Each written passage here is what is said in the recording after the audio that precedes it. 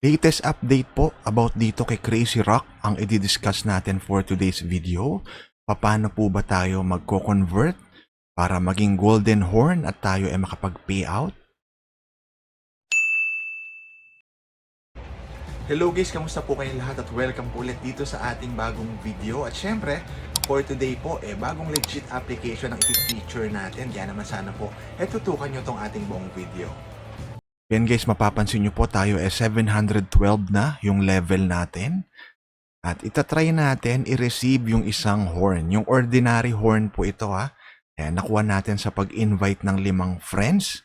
Pwede rin po kayo makakuha ng horn kapag nagawa nyo po yung daily task. No? 100 po na flags, yung kulay red na makumpleto nyo sa daily.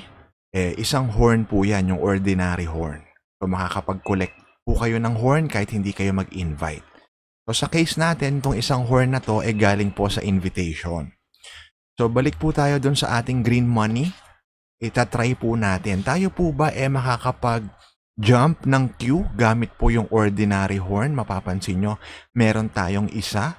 Makakapag-jump ba tayo sa queue? Ngayon po tayo 105. So itatry po natin yan. So pindutin natin yung queue jumping.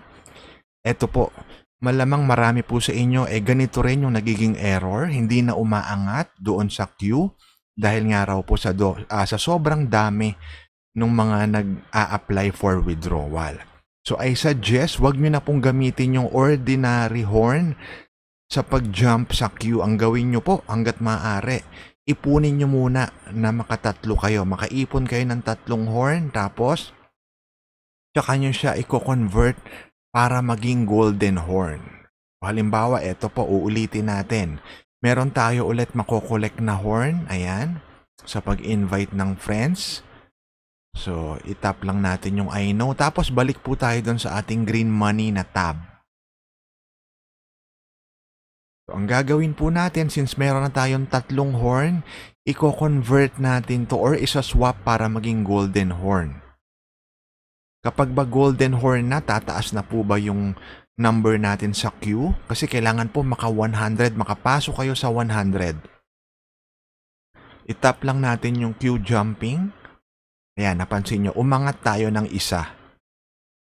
Okay na din yun, importante po tumataas yung queue natin. Kailangan kasi makapasok tayo sa 100. So, ang gawin nyo po, ipunin nyo yung 3 ordinary horn at iswap nyo po para maging golden horn at umangat kayo sa queue.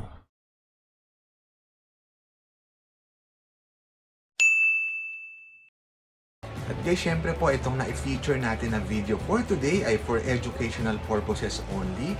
At kung nakatulong nga po ito sa inyo, consider subscribing po dito sa ating YouTube channel. Again, magkita-kita po tayo muli sa susunod na video.